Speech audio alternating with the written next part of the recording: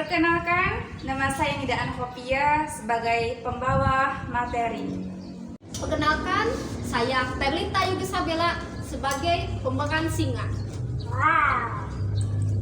Perkenalkan, saya Kaila Sesiwardana sebagai narator. Perkenalkan, nama saya Miana Miatrifa sebagai pemeran kancil yang cerdik. Perkenalkan, saya Iman Nusal Sabila sebagai pengisi suara kancil.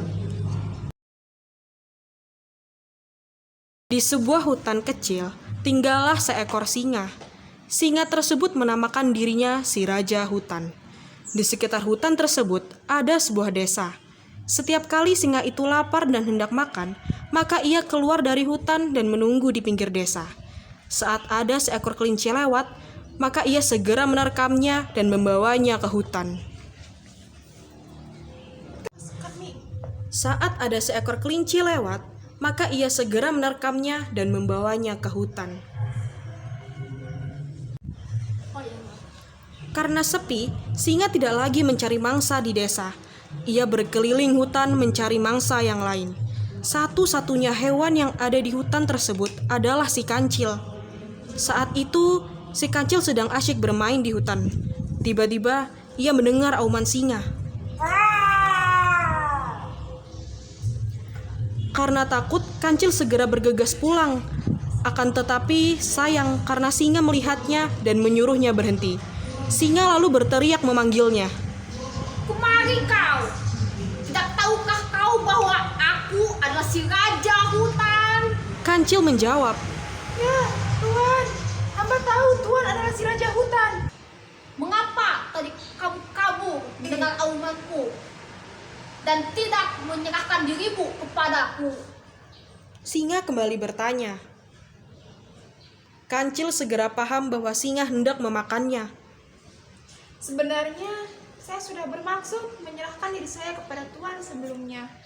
Namun, sayang, saya dicegah oleh seekor singa yang juga sangat besar yang hidup hutan. Ngapa kamu takut tadi ketika mendengar aumanku dan tidak menyerahkan dirimu kepadaku? Singa kembali bertanya. Kancil segera paham bahwa singa hendak memakannya. Sebenarnya, saya sudah bermaksud menyerahkan diri saya kepada Tuan sebelumnya. Namun sayang, saya dicegah oleh seekor singa yang juga sangat besar yang hidup di hutan ini juga. Singa kaget mendengar jawaban Kancil. Memangnya ada raja yang lebih besar dariku? Di mana dia sekarang? Perlihatkan padaku. Kancil itu pun kemudian berjalan diikuti oleh sang raja hutan menuju sebuah sumur besar yang ada di dekat hutan. Dari sumur itulah penduduk kampung biasa mencari air. Kancil itu menunjuk pada sumur tersebut, lalu ia berkata, Di sumur itulah singa besar tinggal, Tuanku. Singa itu segera menghampiri sumur itu dan melihat di dalamnya ada seekor singa besar.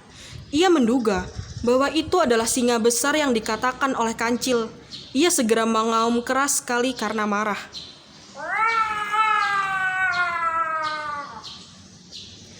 Terdengar pula auman yang lebih keras dan bergema. Singa lalu memperlihatkan taring-taringnya yang runcing dan menggeleng-gelengkan kepalanya karena marah. Gerakannya ditirukan oleh singa besar yang ada di dalam sumur itu. Singa itu semakin marah karena merasa diejek. Akhirnya, ia melompat ke dalam sumur. Ia hendak memakan singa yang ada di dalam sumur tersebut. Ternyata, di dalam air tidak ada singa lain. Yang ada hanyalah bayangannya. Ia ingin kembali ke atas, namun tidak mungkin karena sumur itu terlalu dalam. Singa melihat Kancil di atas sumur dan berteriak-teriak. Kancil, bebaskan aku! Bebaskan aku, Kancil! Mendengar hal itu, Kancil hanya terdiam.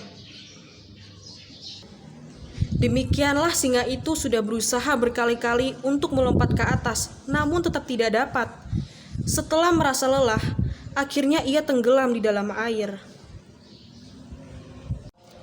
Sementara itu, Kancil yang berada di atas sumur menari gembira sambil berdendang. Akhirnya, aku dan penduduk kampung sudah bebas dari kejahatan singa.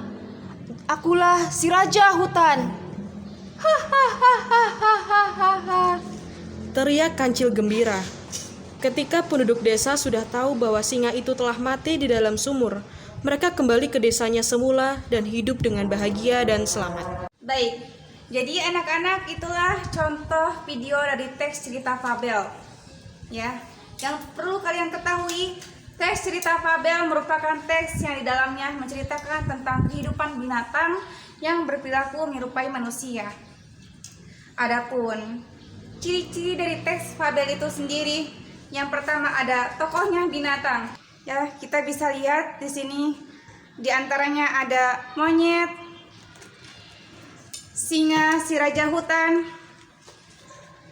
harimau, kelinci, dan kancil. Ada juga gajah, dan yang terakhir kura-kura.